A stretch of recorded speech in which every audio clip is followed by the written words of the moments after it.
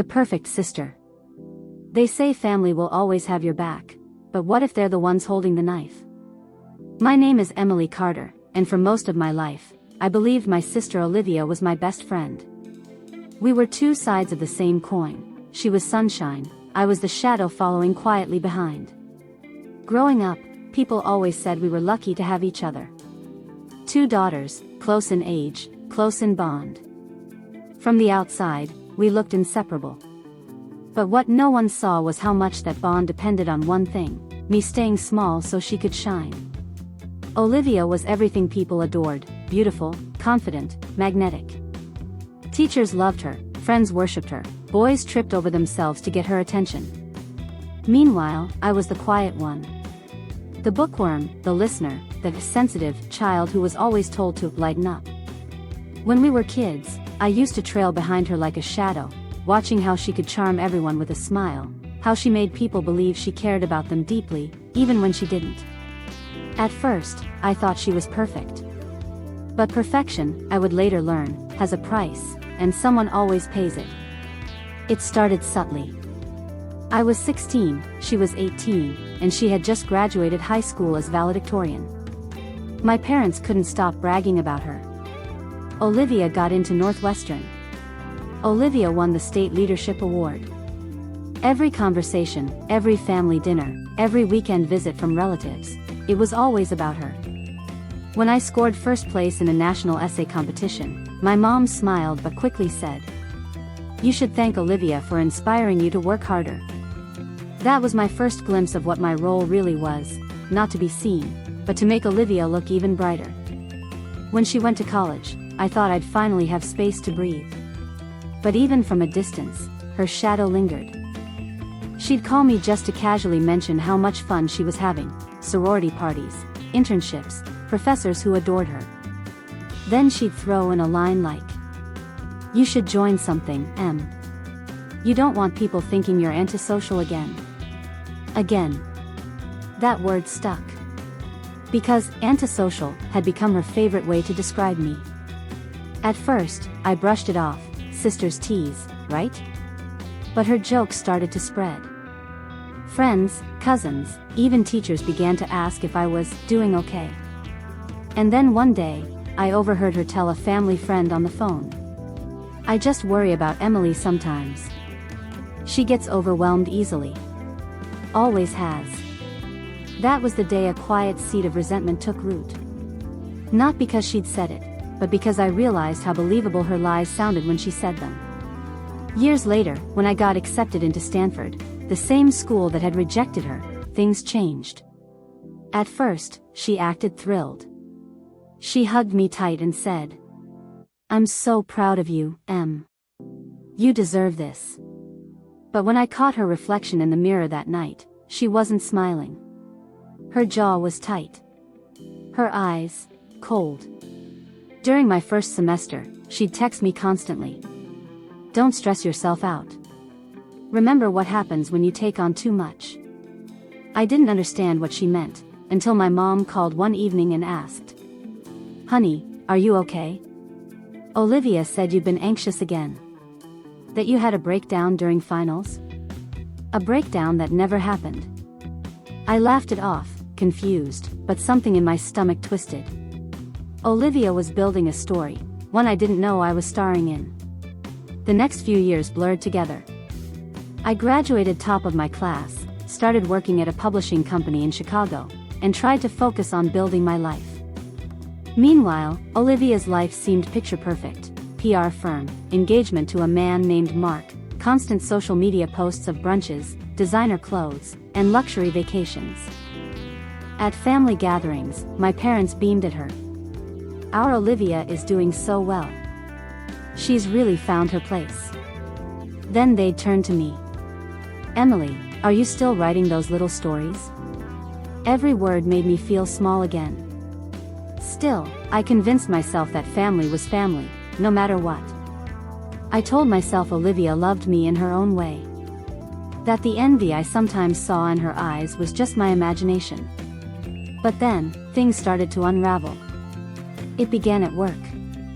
A colleague approached me in the break room one morning, her expression tight. Hey, just a heads up, I think your Twitter account got hacked. I frowned. What? I don't even use Twitter. She showed me her phone. There it was, a profile with my name and photo, posting snide comments about coworkers and mocking company projects. My stomach dropped. I reported it immediately, but by then the damage was done. People were whispering. My boss called me in the next day. Emily, I don't know what's going on, but this looks bad. We're investigating. The word investigating felt like a hammer to my chest. That night, I stared at the fake account, scrolling through tweets, each one crueler than the last. They were written in my tone, referencing real office details only someone close to me could know. Only one person came to mind. I texted Olivia. Did you make a fake account using my name? Her reply came instantly. Wow. Paranoid much? You seriously need to talk to someone, Em. That word again, paranoid. It felt like déjà vu. Weeks passed. I stopped getting invited to after-work gatherings. My supervisor began micromanaging me. The whispers grew louder. My anxiety skyrocketed. I barely slept. My mind spun in loops of confusion and dread. I called my mom one night in tears, hoping she'd reassure me. But she said, "Oh honey, Olivia told us you've been struggling again. Maybe you should take some time off." There it was, the narrative she'd built for years. I hung up and sobbed. Not because they believed her, but because I realized I had never really stood a chance. She said I was paranoid. She said I was crazy. And for a while, I started to believe her. The breaking point. It's strange how lies start as whispers, and then suddenly, they're the only voice anyone can hear. After that call with my mom, something inside me cracked. It wasn't just the disbelief or betrayal, it was the realization that everyone I loved was choosing her story over mine. My sister had painted me as the fragile, unstable one for so long that even I started to question my own reality. At work, the tension grew unbearable. People stopped making eye contact. Conversations hushed when I entered the room. I overheard a coworker say, "Poor thing. Must be tough for her sister, dealing with that." My sister. Olivia. She had reached into my life again, and this time, she'd poisoned it completely. A week later, I was called into HR. They said they'd found inappropriate messages sent from my company email to a client, things I'd never written. I knew immediately who had done it. Olivia worked in PR, she knew how to mimic tone, how to make something believable. I tried to explain it wasn't me, but they looked at me with pity, not belief. "Emily, maybe you should take a break for your mental health," my boss said softly. Those words hit like bullets, carefully disguised as kindness. I walked out of the office numb, clutching a box of my belongings. 6 years of hard work erased in a single afternoon. And still, Olivia thrived. Her engagement photos filled every corner of social media, glossy, radiant, perfect. Our parents were overjoyed. They posted the pictures everywhere. So proud of our Olivia. The most beautiful bride-to-be. When I showed up at their house one Sunday for dinner, Mom barely looked at me. But Olivia greeted me with a smile that didn't reach her eyes. "Oh, Em, you made it. You look tired. Are you okay?" My jaw. "Really? Because Mom said you've been having a rough time." I told her you need to focus on your healing. Healing. As if I were sick. She said it loud enough for everyone at the table to hear. I stood up and left before dessert. That night, Daniel, the man I had been dating for over a year, came over. He looked uneasy, like he'd been holding something in. "Emily, I don't know how to say this," he started, "but your sister called me." I froze. "She what?" "She said you've been unstable lately. That you've been saying things that don't make sense." My throat closed. "You believe that?" He hesitated, and that was enough. "Daniel, She's lying. She's always lying. I don't know, Em. I've seen how anxious you've been lately. Maybe she's just worried. And that was it, the end. He didn't yell or accuse me. He just left quietly, taking all the light with him. When the door closed, I collapsed. For the first time, I realized Olivia hadn't just ruined my reputation, she had isolated me completely. She told everyone I was crazy, and eventually, I started to wonder if maybe she was right. The days blurred after that. I stopped leaving my apartment. I stopped answering calls. Even my reflection in the mirror looked like a stranger, tired eyes, messy hair, a woman shrinking out of her own skin. Until one morning, I got a text from an unknown number. "Hi, Emily. You don't know me, but I work with your sister. Can we talk?" I hesitated. Then curiosity won. The woman's name was Sophie, and she worked at Olivia's PR firm. We met at a small cafe downtown. I sat with my coffee untouched, my nerves buzzing. She arrived in a rush, scanning the room before sliding into the seat across from me. "I don't know how to say this, but your sister's been using your name," she said. I frowned. "Using my name how?" "She's been forwarding client emails, editing them, and blaming mistakes on you. She told everyone you've been unstable, and she's covering for you. But last week, she messed up badly, and now people are starting to ask questions." My pulse quickened. "Do you have proof?" She nodded and handed me a flash drive. "Everything's on here. Emails, messages, system logs, all from her work computer." That night, I opened the files. What I saw made me tremble. There were hundreds of messages, fake emails sent in my name, manipulated screenshots, notes to clients claiming I had leaked information. She had built an entire digital persona of me, reckless, unstable, unreliable. I sat there for hours, staring at the evidence, my anger boiling over. This wasn't just sibling rivalry anymore. It was calculated destruction. A week later, I got a call from an unknown number. "Hi, is this Emily Carter?" It was someone from Olivia's company. "We're investigating a situation involving your sister. We understand she's been using your name for certain correspondences. Could we confirm a few details with you?" The tone was careful, professional, but strained. I didn't have to ask what was happening. The walls were finally closing in on her. And for the first time in years, I didn't feel powerless. The thing about lies is, they always come with an expiration date. And Olivia's lies were about to expire. At the same time, I began to heal quietly. I started journaling again, taking long walks by the lake, learning to breathe without waiting for her next blow.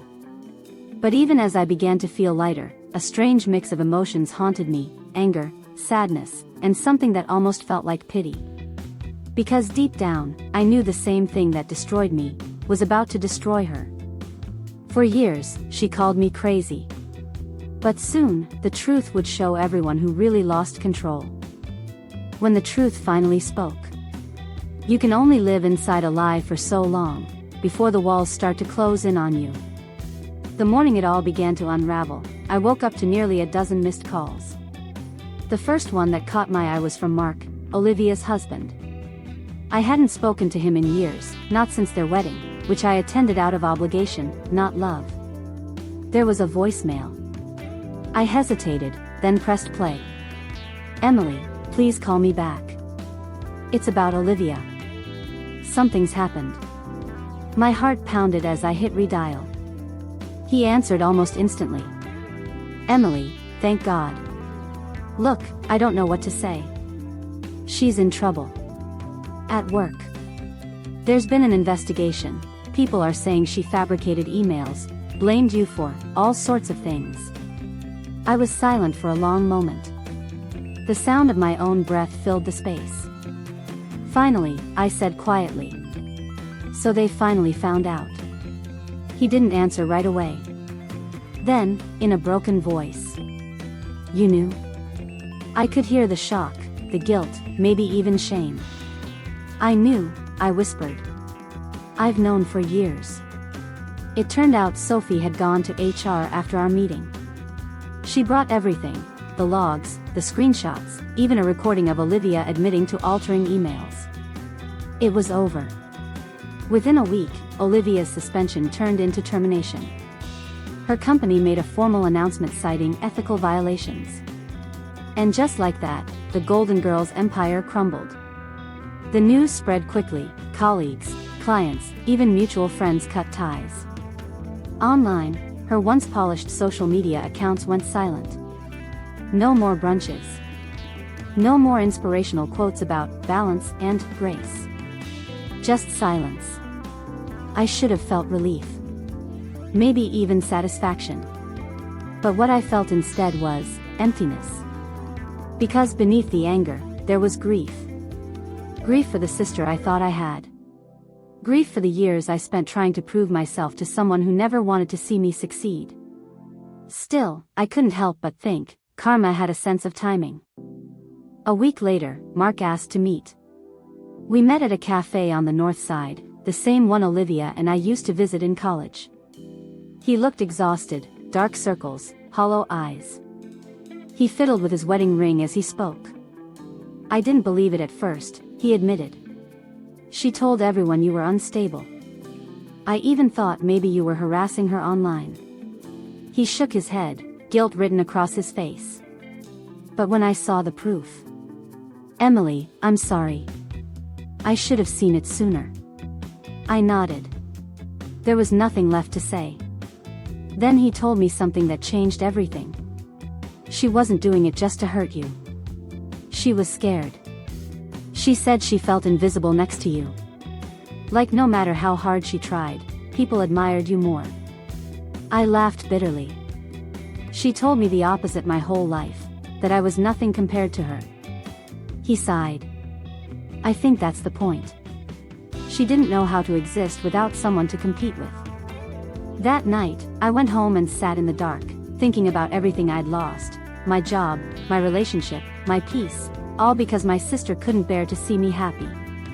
But now, she was the one falling apart. Her lies had built her world, and truth had demolished it in a single blow. And even though she'd earned every consequence, I couldn't bring myself to celebrate. Because revenge didn't heal. It just echoed pain in reverse. 2 weeks later, there was a knock on my door. It was late, nearly 10 p.m. When I opened it, Olivia stood there. Her perfect curls were gone, her eyes red and swollen. She looked like a ghost of the woman she once was. Can I come in? She asked softly. For a moment, I wanted to slam the door. But I didn't. I just nodded. She sat on the couch, trembling. You must be happy now, she said bitterly. Everyone finally believes you. You got what you wanted. What I wanted? I repeated. Olivia, all I ever wanted was for you to stop lying about me. She flinched. I didn't mean for it to go this far, she whispered. It just got. I stared at her, barely recognizing the sister who once shared secrets with me under the covers as kids. You destroyed me, Olivia, I said quietly. My friends. My job. My sanity. You made me question my own mind. Tears spilled down her cheeks. I know.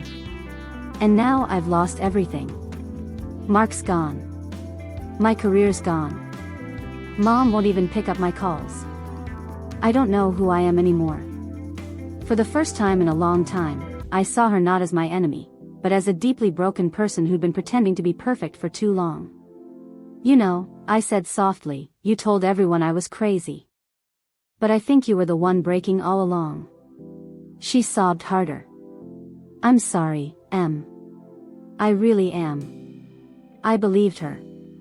Not because her apology erased what she'd done, but because she finally meant it.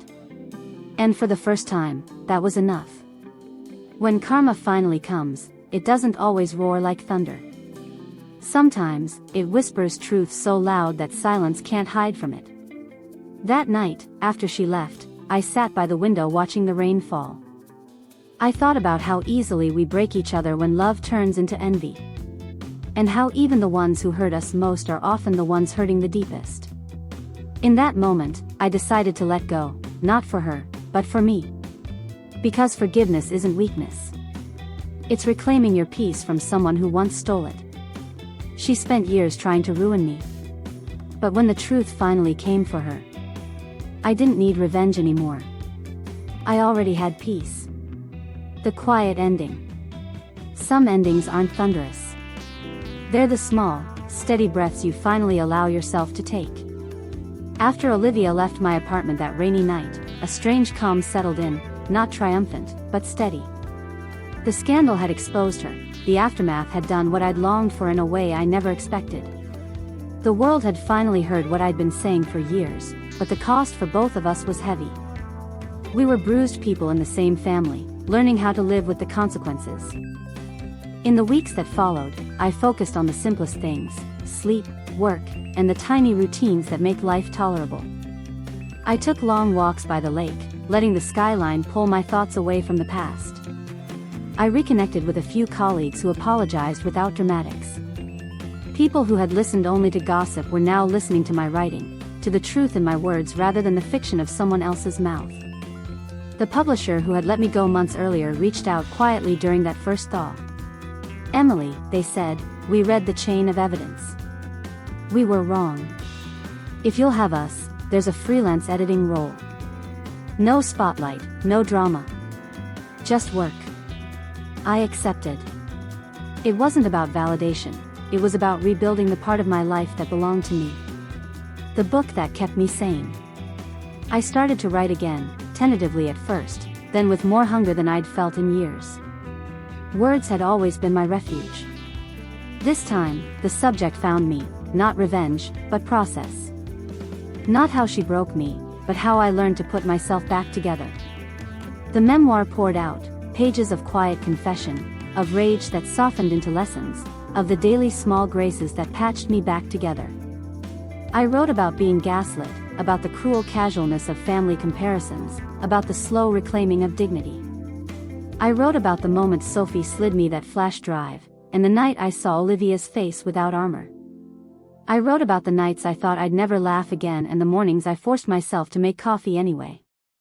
Halfway through the draft, my literary agent called with surprising news. A small press wanted to publish the manuscript. "They want your voice," she said. Not from the height of vindication, but from where the real work was done, the slow, honest part. I cried then, alone in my kitchen, because the idea of speaking back into the world felt sacred and terrifying all at once. If you've ever been silenced by someone you loved, and found your voice again, subscribe. There are more stories like this, and yours matters too. The book did better than anyone expected. Reviews weren't screaming headlines, they were quiet, earnest notes from readers who had been through similar things: adult children navigating manipulative parents, partners who'd gaslit them, siblings who competed in cruelty. Emails landed in my inbox: "Your book helped me leave. I told my truth for the first time.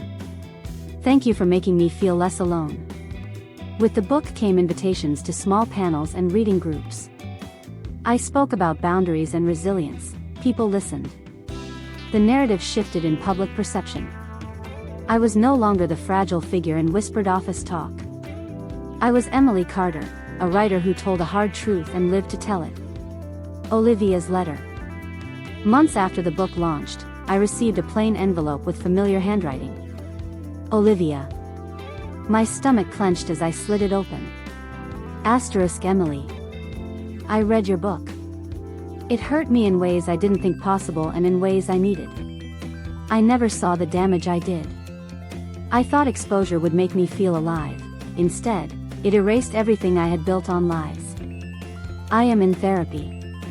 I am learning to sit with my envy instead of acting on it. I don't expect you to forgive me, and I don't deserve it yet. I only wanted you to know I am trying to be someone better. Oh, asterisk. The letter was short. No excuses, no tears aimed to manipulate. Just accountability and a tiny, trembling hope. I folded the paper back up and left it on my desk for a long time. There was no need to rush. Forgiveness is not a single act, it is a weather pattern that arrives in its own season. I felt something loosen that day, not obligation, but possibility. The phone call. A few weeks after the letter, I received a text, "Can we talk? I'd like to apologize in person." I took a breath and replied, "1 hour, in public." We met at a small park bench, the place where we'd once fed pigeons as children. Olivia arrived late, awkward and uncertain. She sat down, hands folded, the old posture of someone waiting to be judged. "I read your book," she said immediately, as if that were her permission to speak. "I didn't understand how much I had hurt you. The making of my perfect life felt like oxygen, and now I can't breathe without guilt." She looked smaller than before, not because she'd lost status, but because she'd been stripped of the armor she'd worn for so long. "I am sorry, Em," she said. "Not for what I lost, but for what I took from you. I don't expect us to go back to being the sisters we were. I want to be better, and I want to do the work." Her honesty was plain, and for the first time in a long while, I believed her. We didn't rehearse a reconciliation like something out of a movie. We sat in silence, speaking only what needed saying. I told her about the nights I'd doubted myself. She listened without defense. That act alone felt revolutionary. Small acts of repair. We didn't mend overnight. Repair, when it's sincere, looks like small acts: a text to say, "I'm at therapy," a neutral check-in, a shared photo of a passerby bird that reminded us both of childhood. She called my mother one time and asked if they could try family therapy. My parents balked initially, but after many conversations, they agreed. Olivia volunteered at a local nonprofit that paired writers with students. She worked in the background, untangling the part of herself that needed applause. Her humility wasn't performative. It was deliberate. I continued my work in the book tour and the reading groups. I taught a weekend workshop about narrative truth and boundary setting, and Olivia sat in the second row of one session, quietly present, eyes intent but without expectation. When it was over, she hugged me and whispered, "Thank you for being brave. If this story gave you a little hope, that truth can heal and that people can change, subscribe. More stories are coming, and your voice matters here." The end that felt like a beginning. Years later, when people asked if I'd ever been bitter, I would say yes, for a time. But bitterness is not a sustainable home. Forgiveness is not a favor to the person who hurt you, it's the key you hand yourself to leave that house behind. Olivia and I are not the same girls who filled diaries with secrets. We are not even the same women from the days when one glow swallowed the other whole. We are, instead, two adults who have learned to live with the truth of who we are. She still struggles sometimes. I still guard my boundaries. But where there was once a knife hidden in family smiles, there is now a cautious, genuine care. If there is a final line to this story, it is this: truth does not always shout. Sometimes it arrives as a small, steady rebuild, a book written late at night, a letter folded into an envelope, a sister who shows up to say she's changed. I did not forgive because it was easy. I forgave because I wanted my life back, whole, quiet, and mine. And that, finally, was more than justice. It was freedom.